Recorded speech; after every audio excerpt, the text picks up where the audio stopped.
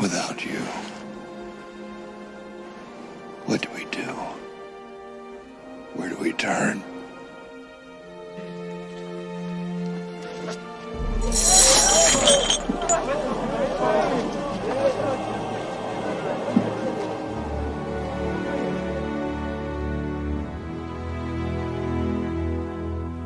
To the stars, Bowen. To the stars.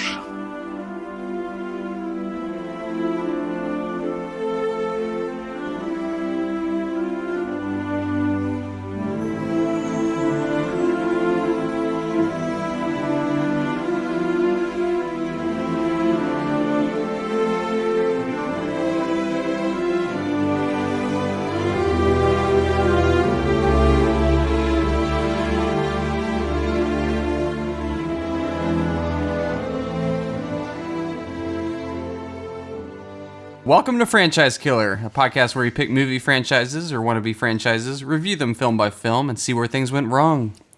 All right. I'm Reese. To my left is David. To my further left, Irina. Across from me, Draco. also known as Noah. And off in a distant land we have AJ. And today we're talking about DragonHeart, a 1996 film.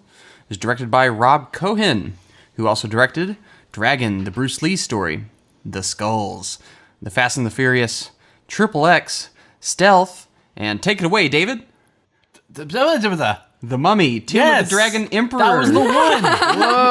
Your favorite movie. A movie that David notoriously gave a 7 to. I'm just going to say, you brought it up now. You don't get to bring it up again later. I'm the one that decides when we get to bring it up. I am the host of it. Look at me. Look at me. I am the host now. The movie stars Dennis Quaid, David Thewlis, Pete Postlethwaite, Pete Postlethwaite, Dina Meyer, Julie Christie, and Sean Connery. The movie is written by Charles Edward Pogue, with a story created by Patrick Reed Johnson. On this podcast, we first go over our thoughts on the film before revisiting it for the episode. Then we dive into the story, break it down bit by bit, and talk about the more significant moments. Then, towards the end of the show, we give our brief reviews and numbered scores, along with an analysis on the health of the franchise and whether or not this film hurt it. So you guys... Have you seen David. DragonHeart? That was my Reese voice. That was pretty good because it was right. Right. Shut up. I'm glad that backfired on you. It wasn't even that bad. It just sounded. It was timing. I got So friends, had y'all seen DragonHeart before this episode? Noah. Amen, brother. Okay, Matthew. I'll take that as an affirmative yes. Okay, Irina. Yes. David. I might have grown up with it.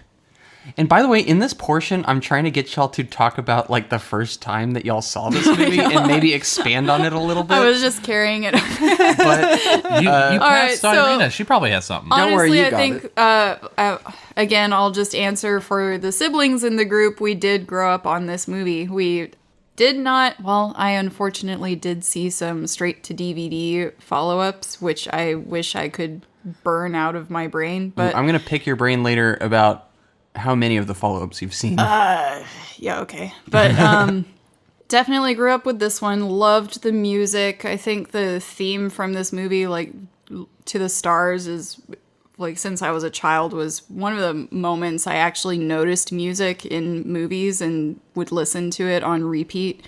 But and then obviously got frustrated when people would use that theme for all of the trailers through the rest of the 90s and early 2000s. Yep. But yeah, so I think it has a fond place in my heart.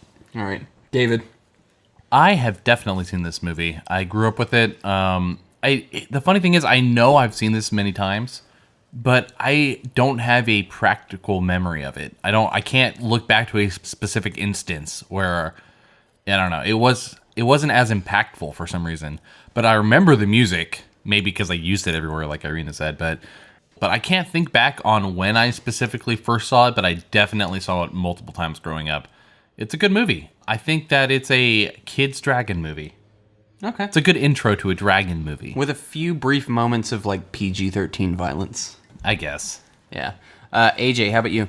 Yeah, so remember having to choose a movie for like a history project, and so with the score, like the War for Scottish Independence, I, picked this one. I didn't realize how long it was. I actually never seen it, but I don't know. It was a slog. But I bet it was. lots of yelling, lots of kilts. Yep. And for me, this was one of the first theatrical experiences that I remember. I think it was my mom that took me to go see it. It made an impact on me. I enjoyed this film as a little tyke.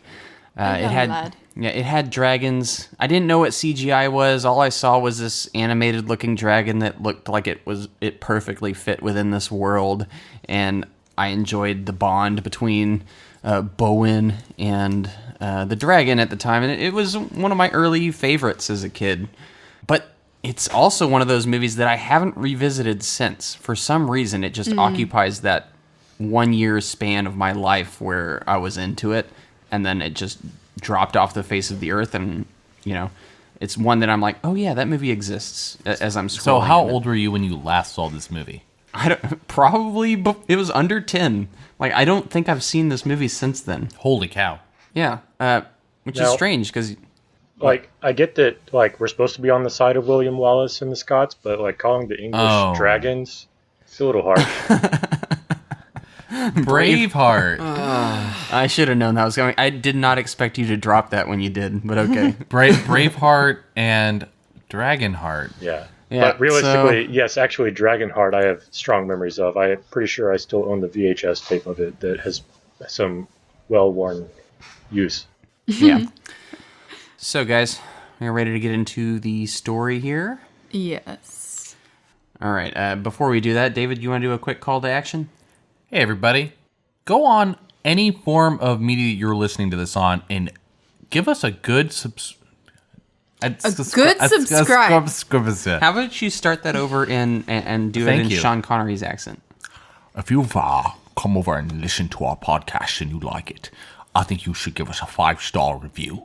If you like us, go to Apple Podcasts, give us a 5-star review and subscribe. Follow us on Instagram and give us your best impersonation of a dragon. That was like a mix of Scottish and Australian. Yeah, it was. I don't know what I was impersonating something. So here's your interpreter. Basically, to keep this podcast going, we need those 5-star reviews on Apple, subscriptions, follows, anything you can do. It doesn't take much, but if you enjoy hearing our voices, support us in a way that doesn't cost you anything. Or just give us a comment of any kind if you like us or not. I mean, we're always looking. I mean, it's just us. We do this for free, so. Yeah. Actually, we do it at a deficit. Actually, yes, 100%. All right, let's get into that story. 1,000 years ago, there lived a man of honor and a creature of legend. He's the greatest dragon slayer there is. I personally have seen him slay almost 2 dragons. Haven't had this sort of challenge in some time. Not likely to again. They were 2 sworn enemies. How do you like the ride so far? I will rid the world of every last one of you. I am the last one. If you win, you'll be out of work. Who formed an extraordinary alliance. I hope you like it well done. This knight, he's no dragon slayer. We made a bargain, remember? 1 dragon put down, 1 bag of gold. Well done, Boyd. That's even bigger than the last one. Actually, he's about the same size. This time I'll collect the money and you can die. But when the forces of evil threatened the land, In your kingdom, mine, and there are worse fates than death. Brother! they found there is no honor Men like you give people courage and hope. without risk I wanted to live! and no friendship For I ain't to die, you must destroy me. without sacrifice. I go to save the dragon. Who will go with me?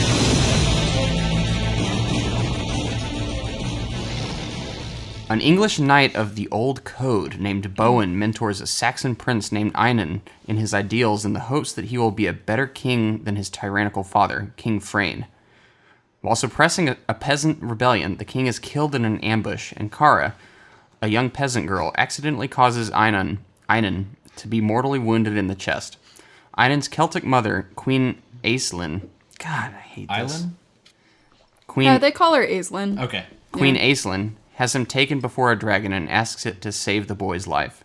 The dragon replaces Einan's wounded heart. I got that right? Yeah. Einan's wounded heart with half its own on the premise that Einan will rule with justice and virtue.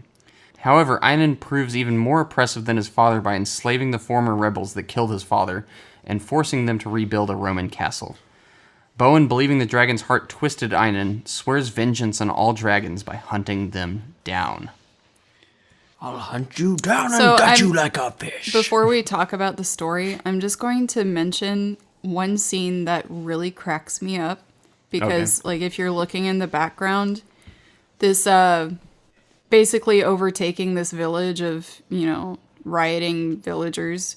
In the background, when the king's son, wounds himself, you can see plastic bread loaves lining a shelf, and they're super shiny and very obvious that they're fake. No, they just used egg wash on them when they baked them, so it gives you that nice crisp shine. It's just, I think, seeing this movie that I was used to as a kid, in 90s quality TV, seeing it on a big screen and with higher definition, those things really, really stand out. Yeah.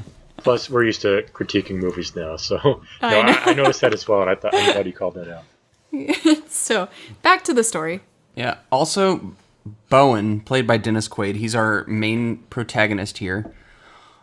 I think he might be the biggest idiot I've ever seen in a movie.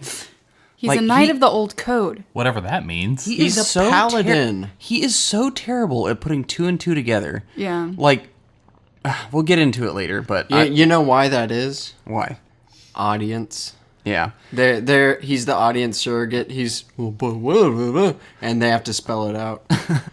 Yeah, but the way he'll just so quickly have, a thought and then turn on it in the very next second is just, wow. So Okay. are you kind of talking about how he's, skeptical of the dragon, then suddenly indebted to the dragon, Yes. and then I'm going to kill you? That was so quick. And again, so the setup for this is Einan. Einan. I'm so bad with Einan. fantasy names. I I'm so bad you with them. win, we in. But he's mortally wounded, and he's taken to the cave where this dragon, for some unknown reason, shares half of his heart with him to keep him alive. Which, come on, dragon, why are you doing this? Lived around forever and is like, yeah, this is the kid. This is the kid. I think I kind of get it. But I know what you mean. I don't think there's really enough pressure put on the dragon. He doesn't protest all that much. But I think the one thing is that the mother is from the Celts, and so they apparently had good relations with dragons or understood them or whatever. Yeah. So and another thing is that I guess the reason is the kid is of kingly heir. So it is explained later that Draco, which is the name given to the dragon later on, he is hoping in this moment that they can unite the dragons and the humans with this union here. yeah, But, he's essentially taking a risk. yeah. So this movie was directed by Rob Cohen, who I already ran down his filmography. He did Fast and Furious and The Skulls. Fargo. And do you think this director's style works for this high fantasy type of film? I think that it's trying to use material that is folkloric, but it's not doing it justice. You kind of just this was almost a type of film that reminds me of 80s fantasy. You know what I mean? Even though this is 96. It feels very 80s. Where yeah. you just kind of, it's a European culture. Let's just throw any old white person in there. You know, there isn't really, I don't really get a sense that there is a culture. They're just kind of wearing the culture, and I don't know. Maybe they didn't have that high a budget, but it's obvious that the budget wasn't really put into, the background or what they're wearing necessarily. It doesn't really show. The movie kind of, right off the bat, it's a lighter tone, even though there are certain moments that are, oh, that's obviously like PG-13. Yeah. That's a pretty brutal wound that guy just sustained. Yeah. I know it's catered towards a younger audience, but looking at the time frame in which this was made, this was released in 96. Jurassic Park came out in 93.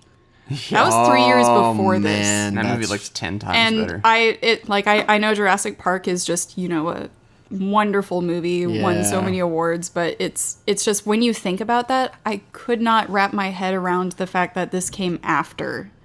Also, it's also in pretty close proximity to a movie that has a very similar tone, but I feel like executes that tone a lot better, and that's Knight's Tale. Yeah. Oh yeah. It's a blend of, kind of, it's not quite fantasy, but it's medieval action. Yeah. And a lighter tone, but still, PG-13, a little edgy, kind of contemporary in certain ways. There's moments of DragonHeart where it's like, that definitely wouldn't have happened in that century. Yeah, not in this scenario. Yeah, the dialogue is very contemporary in a way. Yeah, that's why it reads kind of 80s in my mind, where there was kind of that blending of contemporary with fantasy, Yeah.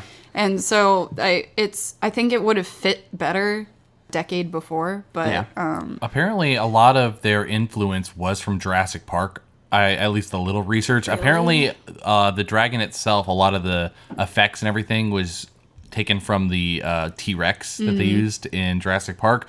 And I don't know, maybe it was the article I was reading, but they put so much emotion into how great this movie was and the effects and how it's one of the best dragons, in the next 20 years. And I was like, I just watched Reign of Fire, though. I don't know if that's true, but it is, in my opinion, obvious that they focused more of their budget on the dragon. Yeah. Like that, looking at it, that's a lot of work. Which is sad because originally this was going to go all practical. They had Jim Henson's team.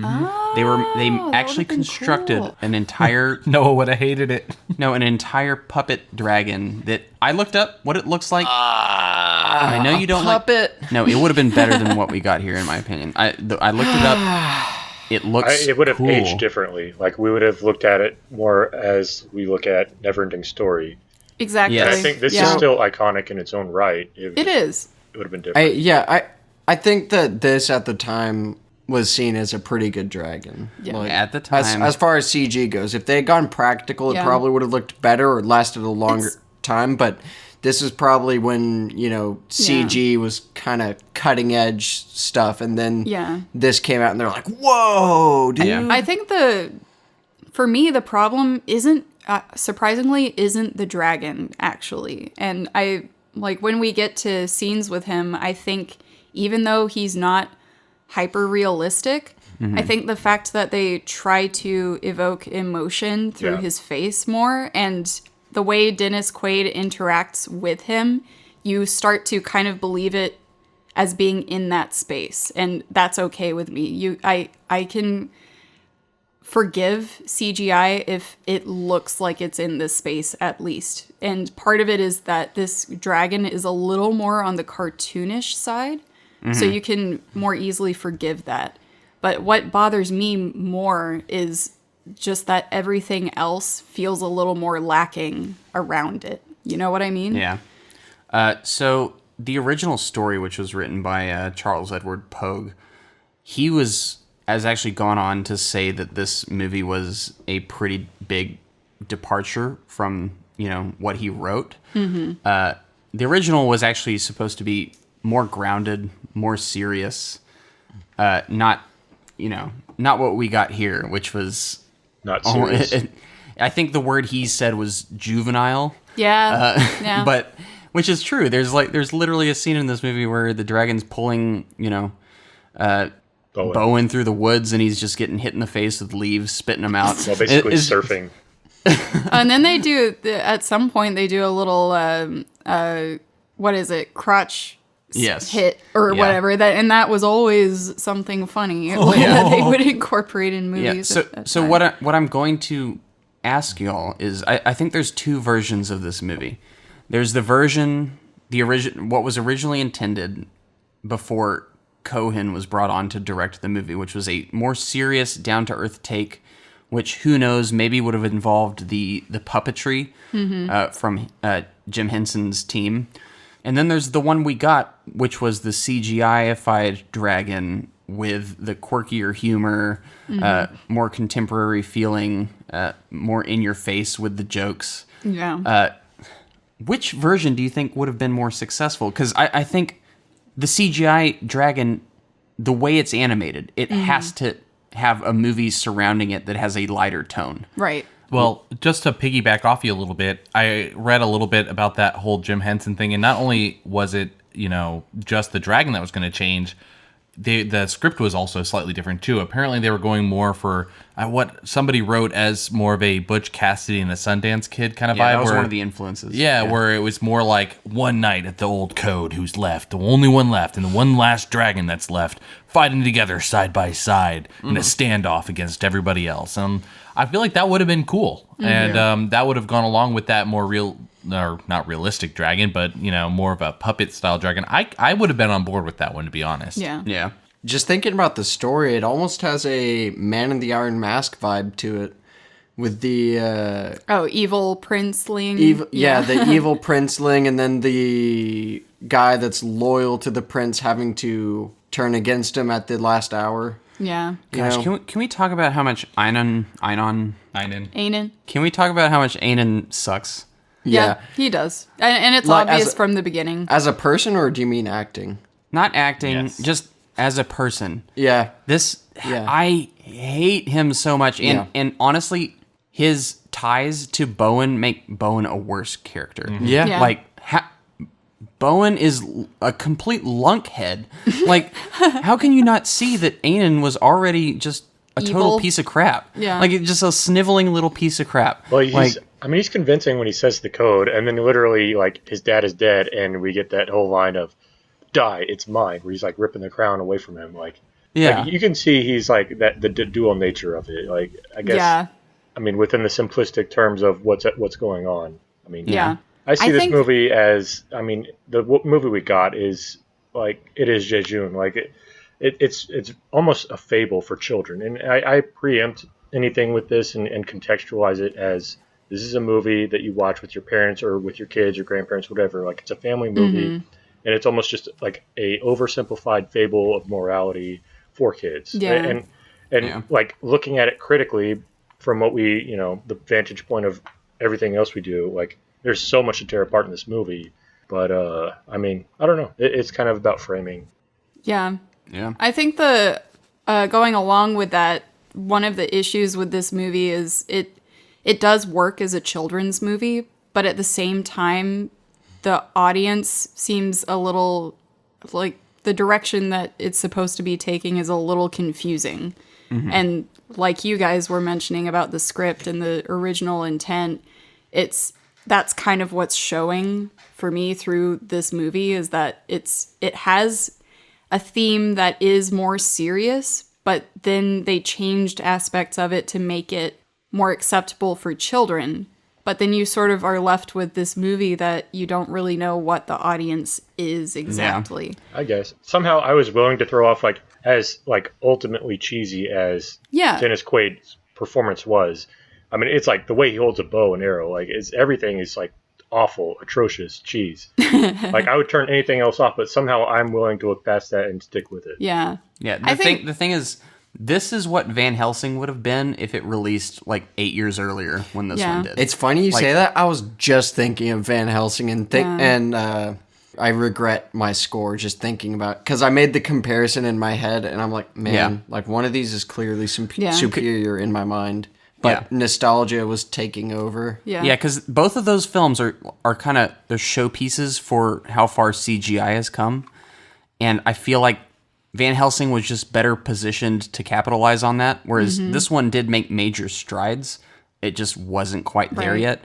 And I feel like everything else in the movie that was just kind of like your typical adventure B-movie fare I don't know. It just felt diminished compared to like, oh, hey, look at how good this dragon looks that we're showing you. And now the dragon doesn't look as good today. So it's like, what's really... I think when in this kind of genre of film, I always kind of try to compare them with what I think is a perfect example of sort of what they're going for. Mm-hmm. And the closest one in my mind would be a Princess Bride type film, where that one withstands the test of time and is also considered a children's movie, but a family movie. This one is still a good family movie, but there are just aspects of it that feel kind of half-baked, you know? Yeah. And like the casting wasn't exactly perfect. Mm-hmm. I like Dennis Quaid, but he comes across to me as a little too modern. And he puts on this accent or gruff voice. Whatever like he chose, whatever that is. I think there was probably some kind of direction in there where he was like, he's obviously American, but it's almost like he was trying to go for maybe a little more European, but he couldn't quite. Well, the long hair does not fit him. That's what like is interesting about this. It's kind of hard to judge. Where normally I'd rip this apart, but it seems like a lot of the stuff that is problematic is actually intentional, and so I'm kind of along for this, like following their intent, and I do feel like this movie has a timeless aspect of it, and that's probably my nostalgic bias speaking. But I still I kind of put this on par with Princess Bride in that department. For me, this is one of those, it's a never-ending story case where I'm not the biggest fan of Neverending Story. I think it did a lot of things very well, and the story is very compelling. But I think a remake would very much help a movie like this. I think I would, if you're going to remake a movie, it's one that didn't get everything right in the first place, but had good bones. Exactly. Anyway, I feel like I'm reviewing the movie already. I know it's I want to jump so hard into like the overall. But you mentioned casting. Like, it's interesting we see Jason Isaacs in this. I was so surprised to see him there, and that kind of maybe harkened to the artifacts of the conflicting directions this movie might have gone. Is right.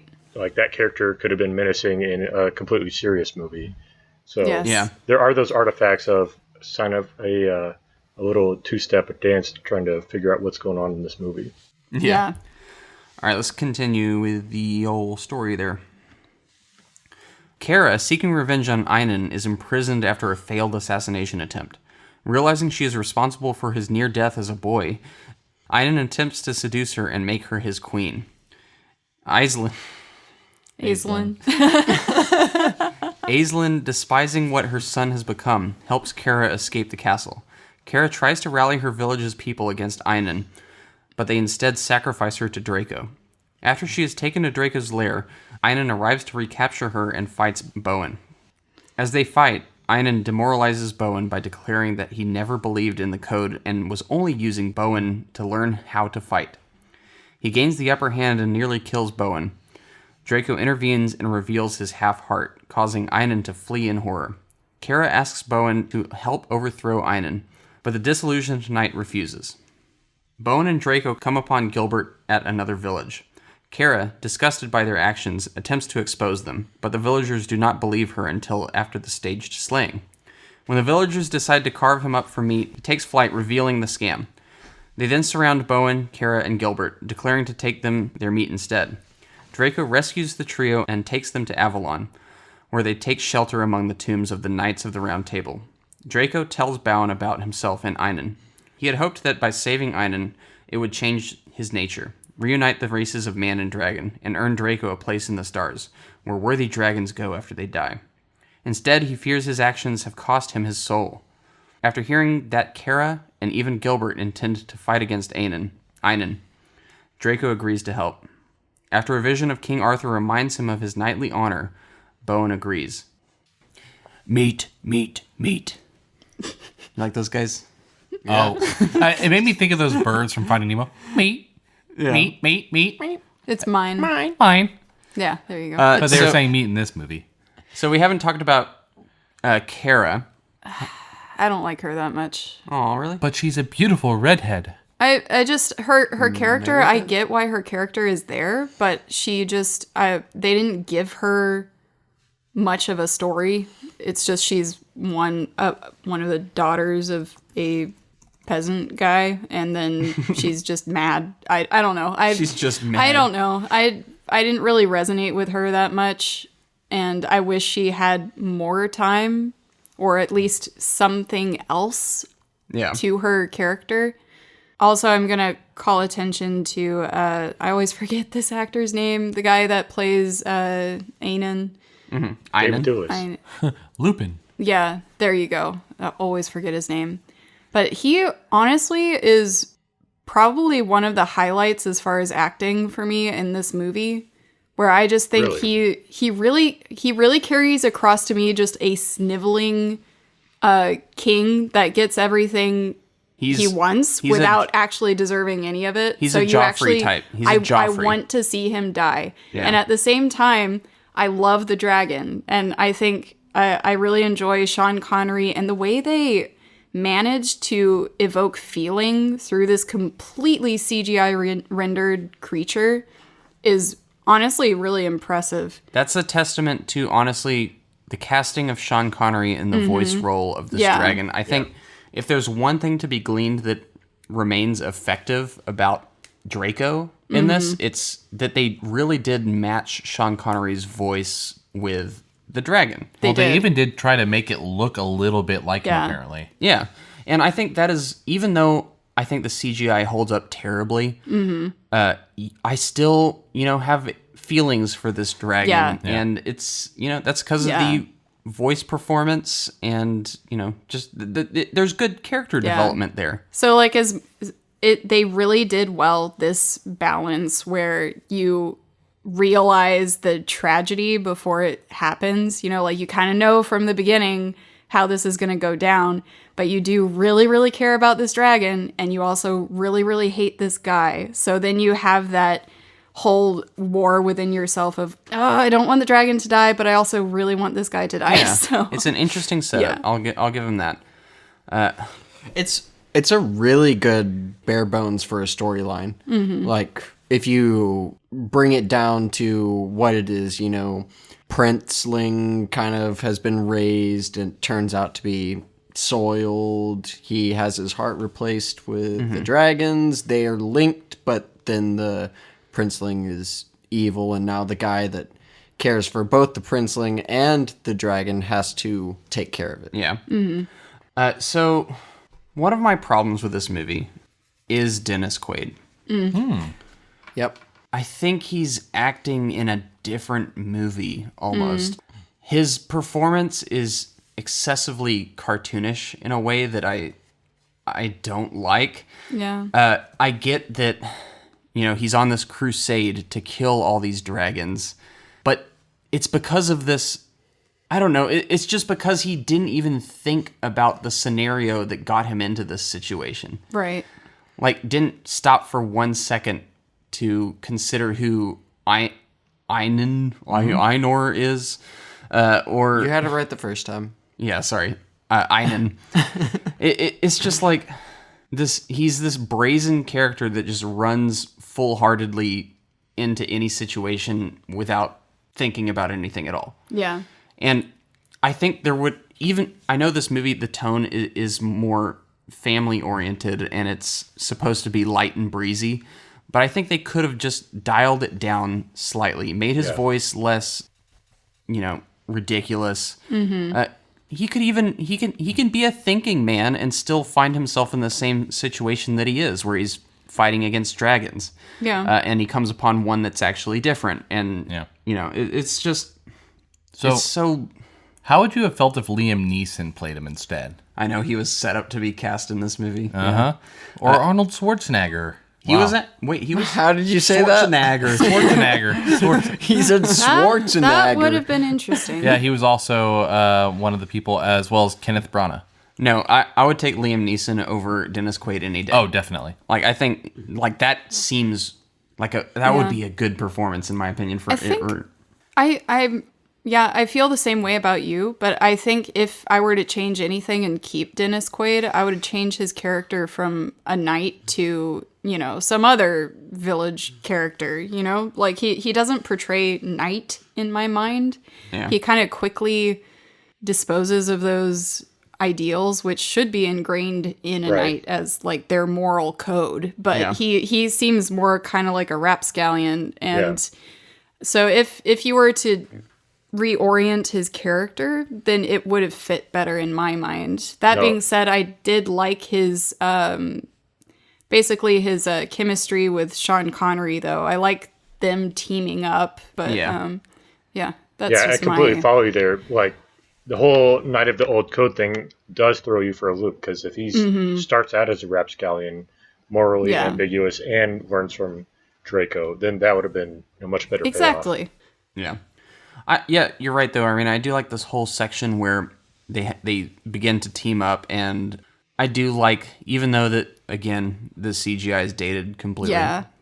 I like the scene where he has his sword lodged in the roof of the dragon's mouth, and the dragon's like, if I clamp down, you'll die, and then my sword will go up into your brain, and you'll die. And They're both stubborn. It lasts till the night. As cheesy as it is, that scene still kind of works for me. And I do like, them settling their differences and deciding to temporarily at least team up to Bowen's benefit. Yeah, it's also interesting seeing there that they created a tongue for him to sit on, but everything else is rendered in CGI. Yeah, there's a practical tongue. Like seeing him bounce around like that while the dragon was talking was a very interesting and challenging effect to try and do, I could imagine. Oh yeah. So yeah, I think the middle section of this movie is probably the most successful, where they're bonding and they're learning about each other as a species, and that we can actually get on together. All right. Yeah. I liked that. I was enjoying my time whenever it was the bonding, and it was reminiscent of Aragon a little bit, but this came first. This is also when Bowen realizes, or is told by Draco, that he's the last dragon. Yeah. And that's no matter what movie it is, learning that there's only one dragon left in the world just kind of makes you sad. You're like, that bums me out. The last dragon, no. The last unicorn. Yeah. But anytime you drop that, it's the last of its species, no matter what kind of movie it's in, I'm going to be like, oh, that's sad. Yeah. Like that. You didn't get that in Aragon. Yep. Yeah, and they do that pretty well. I do like how Bowen names him Draco after the constellation. It's cheesy, but it's sweet. Yeah. So yeah, I like that scene by the fire. Yeah. So Kara is imprisoned by Einan. Mm-hmm. And he gets a little weird with her. Yeah. He's a creepy dude. I hate Einan so much. Yep. This guy, like, he's just super creepy. If there's one thing this movie is super successful at, it's making me hate this guy. Total Joffrey energy. I'm not going to say it anymore, but ugh. Don't like him. He's gross. Abusing his kingly duties. What do we think? Okay, this is something I did think about, but I also read it and it confirmed my thoughts. Towards the end of what we've been talking about, there's a scene where Bowen and Draco they've been doing this, this act in front of people where Bowen, y'all got a dragon problem, and Draco shows up and takes care of it. But this last village they kind of arrive at, it's a bunch of, they're kind of savages, cannibals, who are apparently supposed to be, they're like starving and they don't have any food. And the situation turns badly for them because Bowen shoots the arrow at Draco and he falls into the shallow water and nothing happens. They have to get out because they realize that they can't do that. But something I noticed that was funny about this scene was that if these people are starving, why are there like just a bajillion pigs? Like just out there wandering around. Like those are the recycled king's sets. pigs. Yeah, there you go. Because they're going the whole time they're going like meat when No they see food. when they see the dragon, and then Peter Postlethwaite's character Gilbert walks through like a literal horde of pigs. I'm like, that's bacon right there, man. No. Yeah, that's dirty meat. But yeah, I just wanted to throw that out there. That is, yeah, that's up there with the plastic bread. Actually, maybe even worse than that. Plastic This is also the point in the movie where I logged when Bowen finally realizes that Draco was the one that basically gave Einan half of his heart. It took this movie. It took Bowen an hour and 7 minutes of the runtime of this movie to figure out that Draco was in fact the same dragon that shared his heart with Einan. Yeah, it's like, do all the dragons look almost exactly alike and have Scottish accents, or what? Yeah, like the funny thing is, like, there's this campfire scene.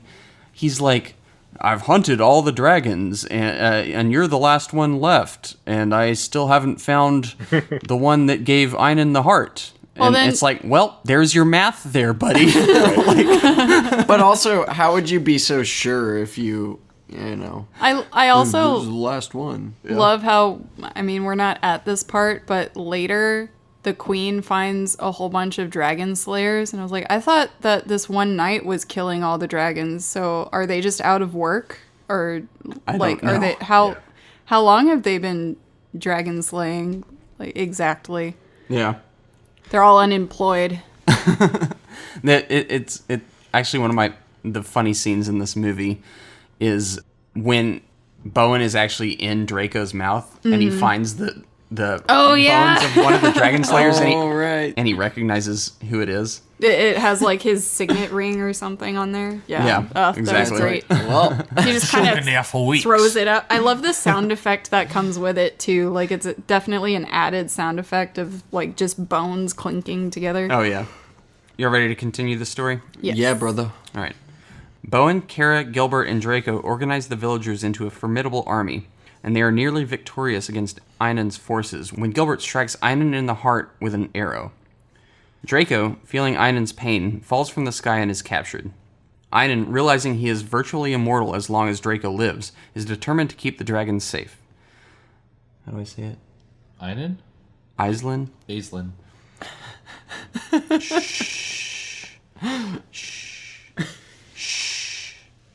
Aislinn, knowing of the connection, attempts to kill Draco during the night at Draco's request, but Einan intercepts and kills her instead, infuriating Draco. The rebels invade Einan's castle, and Bowen throws Einan from the top of a tower. While he tries to free Draco, the dragon begs Bowen to kill him and end Einan's reign. Bowen can't bring himself to kill his friend, so Draco tries and fails to provoke him. Then Einan rises and charges at Bowen. Reluctantly, Bowen throws an axe into Draco's exposed half-heart, killing Einan and Draco. Draco's body dissipates as his soul becomes a new star in the constellation, and Bowen and Kara lead the kingdom into an era of justice and brotherhood. And this is one of those moments, and I keep harping on it, where I'm just envisioning better visual effects, helping this movie so much. Because there's so many kind of emotional moments between Bowen and Draco that I'm pulled out of because, like, Draco's eyes are swiveling around in his socket in a weird way that just throws me off. Stop looking around everywhere. It just doesn't look natural to me. But the Sean Connery's voice and everything comes through in a way that is emotional and nice. It's just like, I would almost want, keep Sean Connery's voice in this. Just make the dragon look better.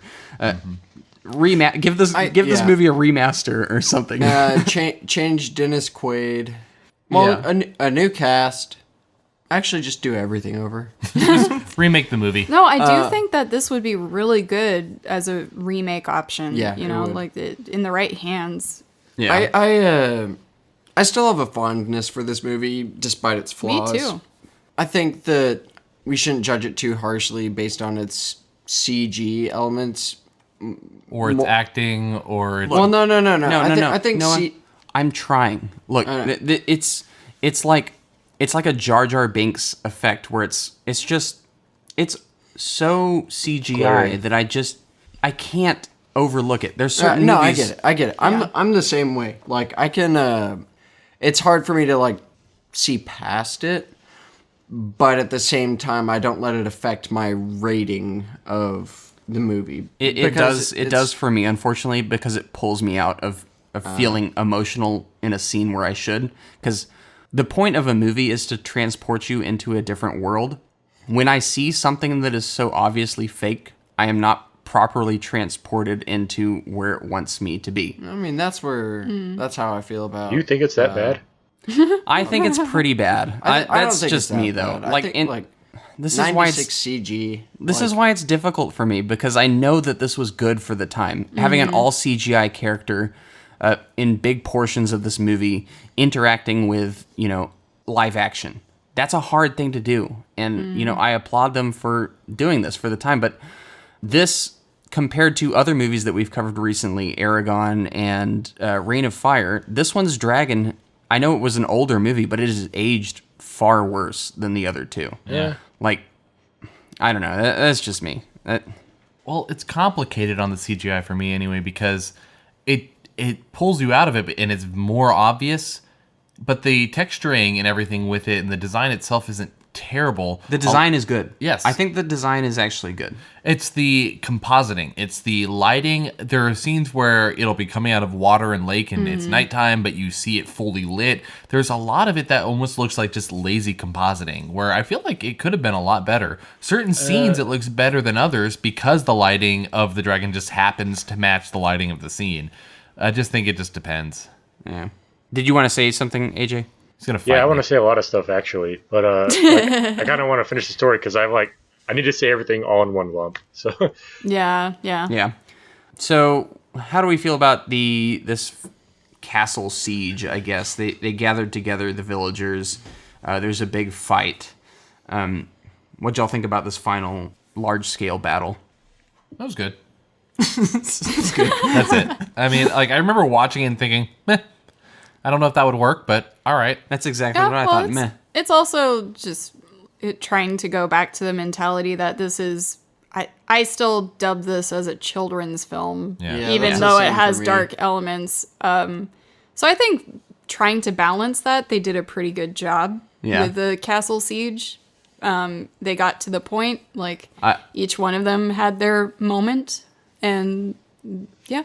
I think this has one of the most the only comedic, not the only comedic line, but one of the comedic line that landed the most for me happened during this, and it was when Gilbert shot a dude in the butt, and then he says, "Turn the other cheek, brother." Yeah,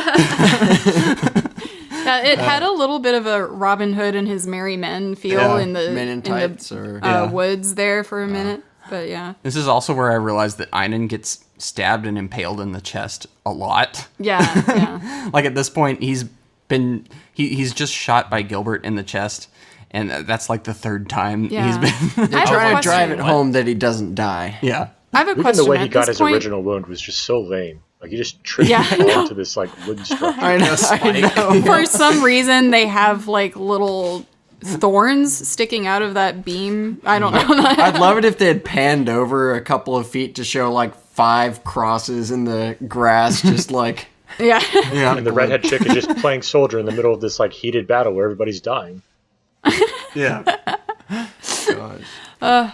Yeah, but I don't know. I thought I enjoyed it, and as a kid, I enjoyed it too. So it wasn't anything spectacular, but as a children's movie, I'm not really expecting it to be that spectacular.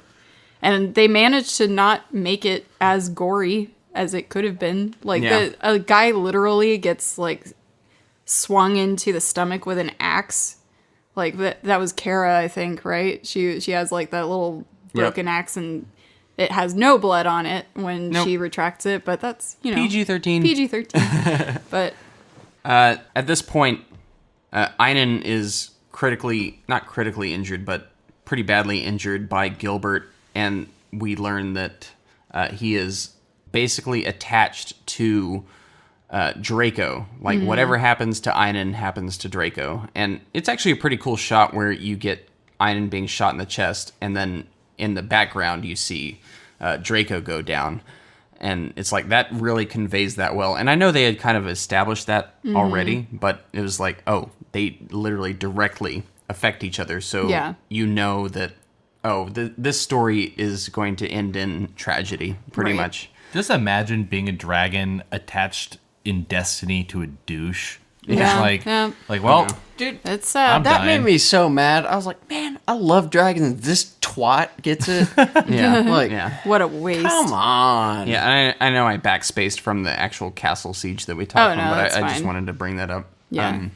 But yeah, it's, I don't know, it was a good plot device that kind of sets up the inevitable of what's going to happen in the end.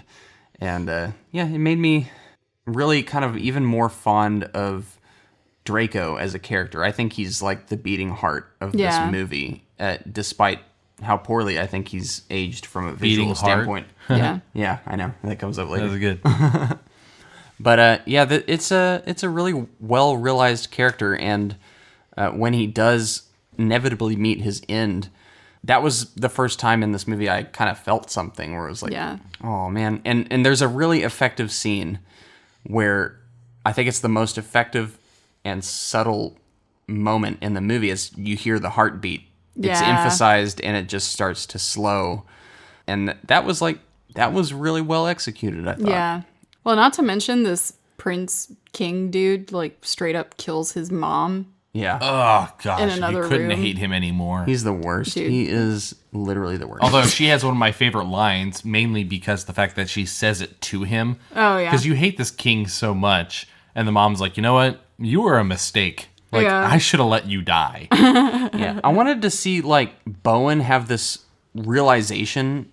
He does kind of how bad Einan is. Yeah. But I wanted it more. I wanted, like, Bowen to have his, like, hands around his neck, being like, you are the worst freaking person ever. Yeah. I just wanted to see the rage come out for once towards Einan, and I never quite got that. Dude, I would have loved for him to just, like, continuously, like, be strangling him, like you said, and it just not work. Yeah. But that you know that wouldn't... A cool scene. The problem is that just wouldn't be the right resolution for... Because he would know that it's directly attached to Draco. The ending that we get is Bowen being pretty much forced to kill Draco, and then, as a result, kill Einan. How'd y'all feel about the ending of this movie? Kill him. I like it, and mostly because of the music. I think the music really does aid this film a lot. A lot. David, it is your time to shine.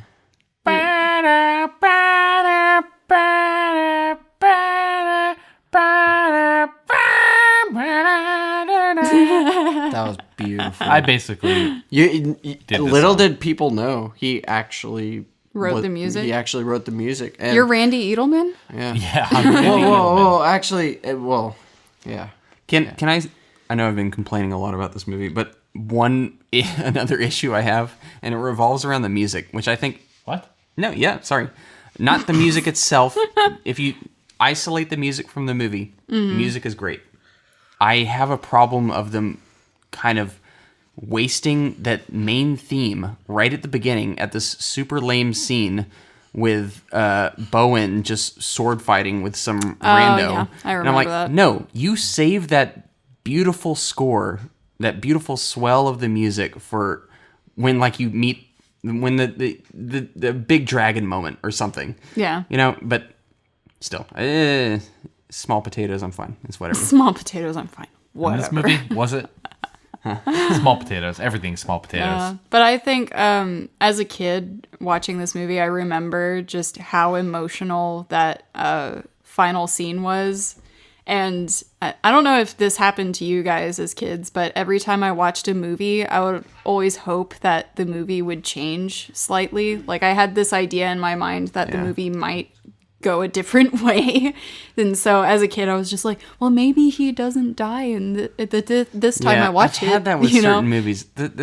You're right. It's like, you know weird. exactly how it's happening, but you're like, Maybe this time the dragon won't die. But maybe I remembered it wrong. Even watching it again now, I guess I had a connection to like when I was a kid, and I felt that emotion when he was dying, and I was like, no. Yeah. It's sad. By the way, he was when I was talking about the score, he wasn't fighting some rando. He was fighting Einen. So sorry about that. Well, at that moment, it was a rando. Yeah, exactly. Yeah, you're like, who is this kid? Any closing thoughts on the story? I know I'm gonna get grilled during our reviews for my takedown of this movie. No. One last thing. Why are they stupid, and why did they not just fly in on Draco, grab Einen somewhere, and just bury him somewhere? Just bury him underground. Just put him in a alive. cage or something? Yeah. To be honest, it would have... Yeah. I know that's like tantamount to saying, well, why didn't the eagles fly the ring? But still. Yeah, just from a narrative standpoint, it kind of had to happen for it to be this, this kind of emotional tragedy. moment. Yeah. Still, though. No, I agree with you. That's what I wish could have happened. Yeah. But, yeah. All right. That concludes our story portion of this podcast. We're going to take a quick break. And on the other end, we're going to review this movie and talk about its potential franchise prospects. So stay tuned.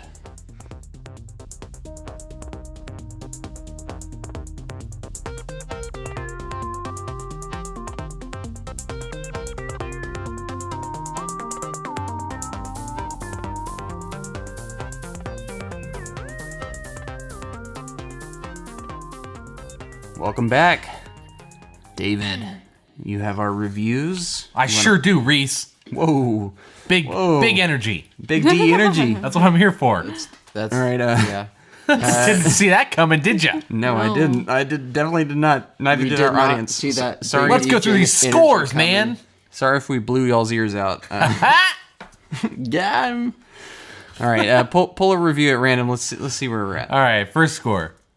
Reese with a 5. Is that how you drum? Everyone goes like 5.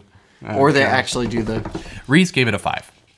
So nostalgia usually does help movies. In this one's case, I was somehow able to kind of throw it out.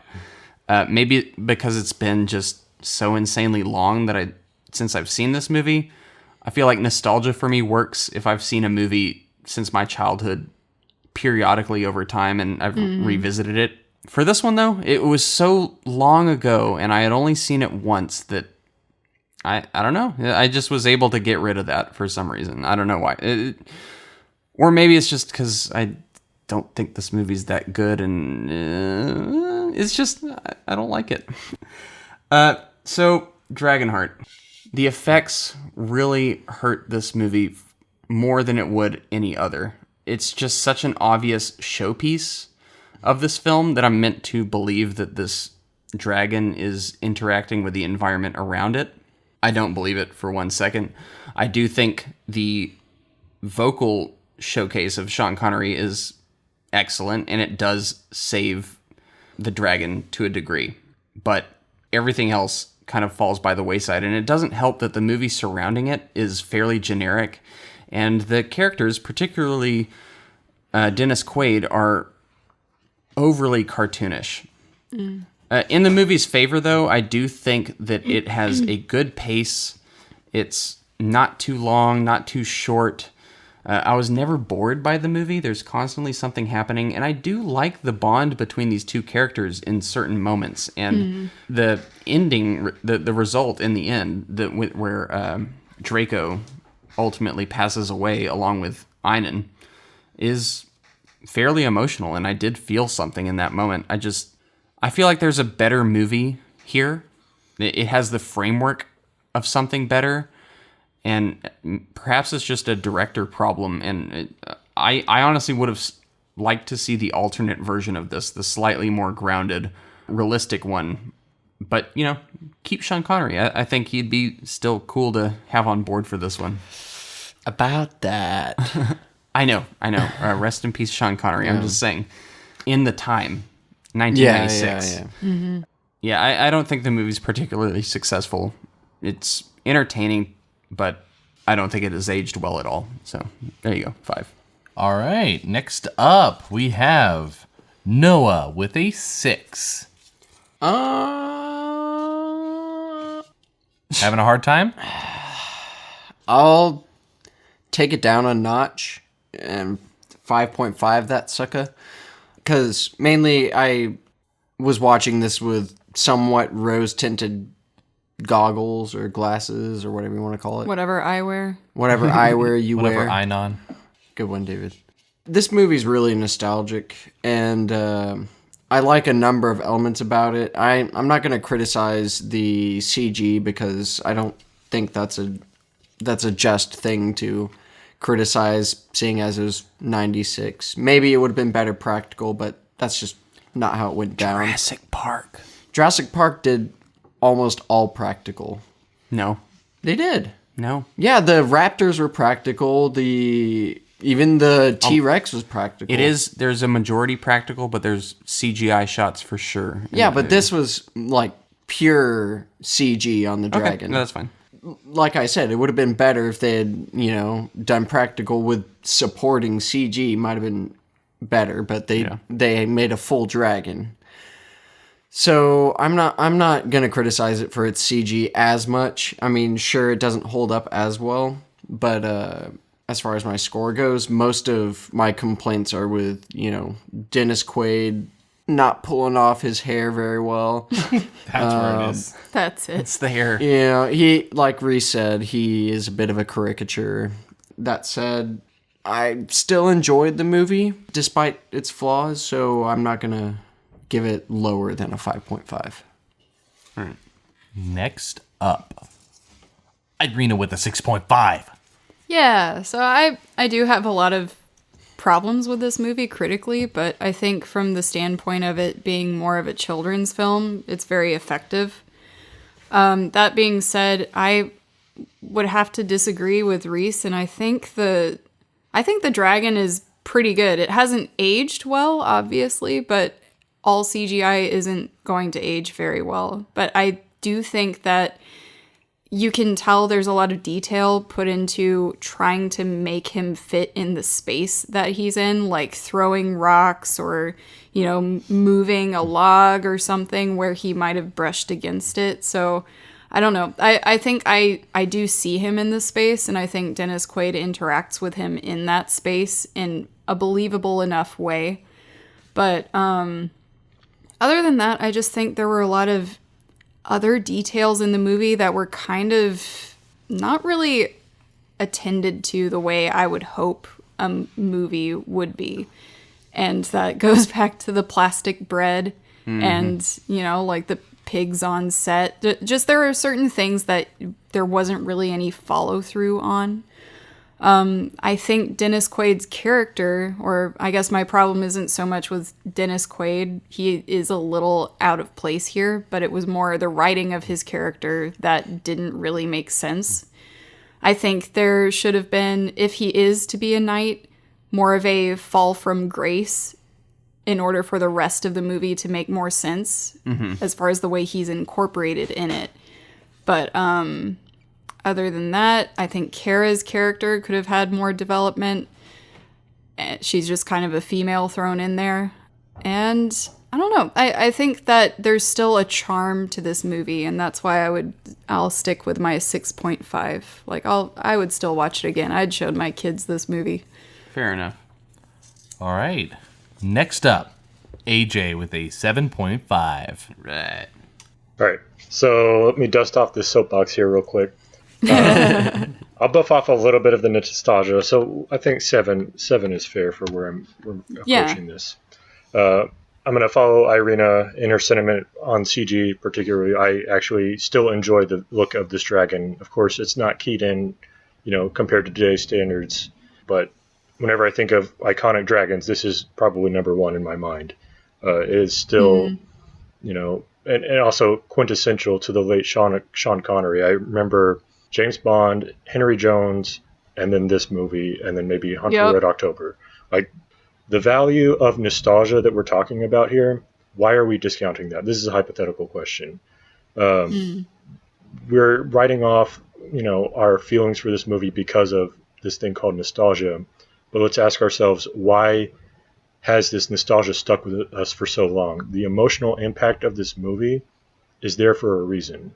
And I'm going to directly contrast this with Aragon, another movie that put all of their chips into the look of their dragon. This movie also did that. They were trying to do an amazingly fantastic looking dragon, and they succeeded. And I still think it looks whimsical, fantastical. Of course, it doesn't hold up to today's standard, but I still love the look of this dragon, especially as Arena mentioned, the emotiveness of the dragon. And it's that emotion that gives power to this movie. It is the heart, if you forgive the play on words, it is the heart of this movie. And Sean Connery's performance of this particularly outshines all other flaws for this movie. Glaring as they are, it is the power and the magic of that, what we call nostalgia now. It's magical. It really is. And what Aragon failed at establishing was the soul of the dragon and the relationship of the human and the dragon character, where we have that here. As cheesy as Dennis Quaid's performance was, and I think they were kind of going for maybe, again, the family context here. I think he's supposed to be, kind of a drunk falling on rock bottom and trying to drown his sorrows out, minus the actual physical appearance of alcohol. And that's my interpretation of it. I was taken aback at, first watching this movie recently compared to having seen it younger, at his performance. I was like, I don't remember it being this cheesy, but that's the takeaway here is Aragon, I will forget the bullet points of the movie. I will forget how that movie made me feel, but despite, the anger of it, I will always remember how this movie made me feel. 10 years from now, 20 years from now, this is 96, we're in 2020 now. We're still speaking to the nostalgia of this movie because of that emotional impact of this dragon and the relationship of the dragon and the person in this movie. Despite all the technical failures of this movie, which there are, let me not discount those. It is the power of that nostalgia that I'm speaking to, and I will not discount that because there's a reason that nostalgia exists. So they're clearly doing something right. This movie is juvenile, puerile, whatever word you want to use, of how characters are portrayed, the story overall, but it's a fantasy for family, and I just really feel the magic from Sean Connery's performance as Draco, and I will always remember his performance here. That's why this movie is so high in my book, and that's why I just think it's a testament to what they've done with this character, that it so outweighs all of the glaring flaws of everything else in this movie. So, yes, there are failures, especially with Dennis Quaid particularly. He doesn't click with the performance of Thulis and Sean Connery and the seriousness that does embody some of the other movie, like parts of the movie. And I think that can be attributed to what we discussed earlier as the, kind of question mark in which direction we're going with the writing style of it. And that's unfortunate. I do still appreciate the CGI dragon here, and there's the power to emotion that cannot be diminished for me personally. Fair. Right. Well said. All right. It seems like I'm last here this time. First on the last one, last on this one. I gave this movie a 7. Hey. This is one of those weird movies where I have a nostalgic feeling for it, but it actually didn't carry over the same way as I thought it would. I don't remember the key points the same way, but there's something about it, rewatching it now, that still gave me that warm feeling inside. I don't know. I didn't even remember all the scenes or any of the things other than the music, but it's something in my heart actually held on to it. Yeah. And the CGI's not great, but as you watch it, at least for me, you forget about it. I know that for you, Reese, it probably isn't the same, because it is glaring, but it fits the world it's in, and I get caught up in what's happening. And it is a kid's movie. I feel like it's the same way that Reign of Fire is a dragon movie for an adult. This is a dragon movie for a kid. And the kid in me feels like this is definitely a 7. It is... It's good. It's a good movie. I don't know. I feel like actually as a kid it'd probably get higher, but I mean, there's a little bit of balance, I guess. But it's definitely a kids dragon movie, and it gets exactly what it was going for. I think Quaid, phoned it in a little bit, and I think you probably could have done a little bit better. The thing is, I don't think he phoned it in. I think it's just a misguided a performance. Like it's just he went full on in the wrong direction. No, I know. And he was the weakest part of this for me, but even then I still enjoyed what was happening. I liked his banter with the dragon. Sean Connery was a great choice for the dragon, although I really would have liked Whoopi Goldberg. I think she would have done a great job. Oh my gosh, I read that she was meant to be or was in the casting. She was the backup choice if they didn't get Sean Connery. What? Of all the weirdest choices. Different. Let's just say different. Yeah. But I don't know if it would have landed the same way. It wouldn't have. It definitely wouldn't have. I think Sean Connery was the right choice. Yeah. But in the end, watching the whole thing made me happy. I don't know. I ended it with a very good feeling, and it deserves a positive score. And I had a feeling that a lot of us were going to kind of put it on the lower end, so I thought I would balance it down the higher end. So I'm going to stick with my 7. All right. AJ, you want to crunch those numbers for us? Okay, group average of 6.2, which ties it with Chronicles of Narnia, Voyage of the Dawn Treader. That is just below Pirates of the Caribbean at World's End at a 6.3, and above Cowboys and Aliens and Pirates of the Caribbean on Stranger Tides at 6.0. All right. Nice. Y'all ready to get into the reviews? Yeah. All right, so this movie has no logged Metacritic score, so don't ask me about it. Hey, Reese, what's the Metacritic score? So on Rotten Tomatoes, this movie has a 50% with an audience score of 60%. This, just like Reign of Fire, not particularly well reviewed, but also has, received a certain, or has developed a certain cult following. Mm-hmm. There's people out there that really do like DragonHeart and still like DragonHeart, hence why there's like us. 4 direct-to-DVD sequels. On IMDb, this movie has a 6.5, which is in the mixed / positive range. It's an audience-based score as well. So, yeah, overall mixed, but there's a little more positivity on this one than our last film, Reign of Fire. So it's kind of a little higher up than that one. Let's move on to the box office. This movie released on May 31st in 1996, alongside the films Eddie and The Arrival. Its other competition in the theater was the second weekends and third weekends of Twister and Mission Impossible. It has a budget of $57 million. What do y'all think this one did? David? I feel like this one probably did decently. You said 57? Mm-hmm. I'm going to go with 145. 145 million. Irina?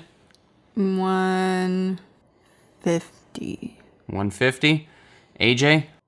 90s, I don't know, 100. 100? Dang it, that's what I was going to do. Noah? I'll do a 97. 97? Yeah. All right, AJ, I believe you're the closest with 100 million. The movie made 115 million worldwide. Domestically, it made 51 million off of a 15 million opening. So this one it was not particularly successful. It made decent numbers, and this was back in a time when advertising didn't take up nearly as much of the budget as it does now. Mm-hmm. So your movie could potentially be deemed successful if it, doubled its budget. This one didn't quite do that. But I really wouldn't consider DragonHeart a bomb. It was just something that, okay, that was a one and done. We're not going to release another theatrical DragonHeart. Right. But we did get sequels to this movie in the form of direct-to-DVD releases. How about that, guys? I didn't even know that. Yeah. So one or two of which I saw. Yeah. So the only one I've seen is the sequel, and that is DragonHeart: A New Beginning, which released 4 years after the original film in the year of 2000. I recently watched a couple of clips from that movie, and I can tell you, it does make the original DragonHeart CGI look revolutionary because it is a step down, surprisingly. Like it, and that's 4 years later. I know it's direct to DVD. They had a fraction of the budget that the original did, but it does not look good, guys. They from my memory, it really wasn't. I think where we saw this movie and talked about it being somewhat juvenile, those were even more so. Oh, yeah. And because it's purposefully for children at that point, the only people buying that would be parents for children. Yeah. And then it was all silent for 15 years. And for some reason, they decided that audiences want a third DragonHeart DVD release. And thus, DragonHeart 3, The Sorcerer's Curse, was released in 2015. I think that's the one I watched. Yeah. Followed by DragonHeart Battle for the Heartfire in 2017. What? Followed by DragonHeart Vengeance. You have to be kidding me. No, in 2020. Wow. I've seen various clips from all of these movies, and I will say the CGI is much better than it was in the second film, and it's much more akin to what we saw in the first film, maybe even better. Mm-hmm. But it's still like, it's just baffling that this franchise is living on in a direct-to-DVD format, especially considering they took a 15-year break and just decided, okay, let's do DragonHeart 3. Okay, it feels like they're going the Scorpion King route. They're like, somehow this is making some money, I guess, on direct-to-DVD, or otherwise they wouldn't be doing it. They waited a lot longer to capitalize on it, because the at least the direct-to-DVD sequels of Scorpion King came in pretty quick succession after that film actually released. This one was like... Remember that DragonHeart movie? Yeah. The one that came out like 10 years ago, 15 years ago? Yeah, and remember the sequel that was just terrible? DragonHeart 3, guys.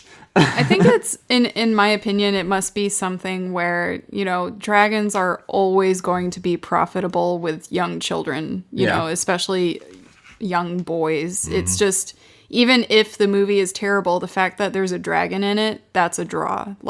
So I think that's what bothers me a lot about children's films sometimes, is that so many are just phoned in.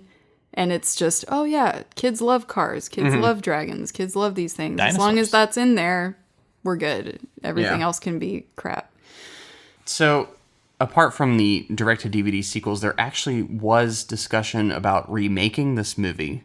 The original creator, Patrick Reed Johnson, who wrote the original story, expressed desire to remake the film again with Sean Connery, and instead of Dennis Quaid, Liam Neeson. Yeah. Yeah, and that was back in 2013. That didn't happen, but pity. Yeah, Johnson has still expressed interest up until as recently as 2018 that he still wants to remake this movie.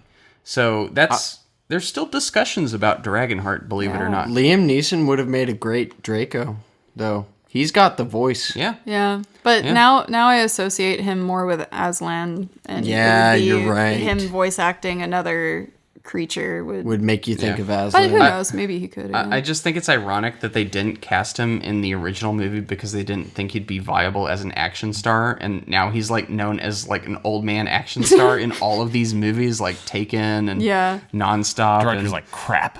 Yeah. And Dennis Quaid, you hardly see him in any action movies, you know? But there that's you what they got. All right, any final thoughts on DragonHeart, guys? Not really. No, I think we covered most of it. Yeah. Rest in peace, Sean Connery. I'm glad. Yeah. Yeah, rest in peace, rest Sean Connery. in peace. That's honestly one of the reasons why we decided to talk about DragonHeart, so there you go. Next week, we're getting into a new series of films. Die Hard. Die hard? Yes. How hard are we dying? Like, really hard. Yeah, and then literally, this is, since we didn't want to cover any Christmas movies and we're lining up with the season here, Die Hard takes place during Christmas, so, let's do some Die Hard, guys. For those people who really think it is. Yeah. So, you can look forward to that next week. It's going to be one of the bigger franchises we cover, so we're all pretty excited. Any last words, guys? Yippee-ki-yay. Yippee-ki-yay. All right, we'll see y'all. Goodbye. Bye. Bye. I merely chewed in self-defense, but I never swallowed.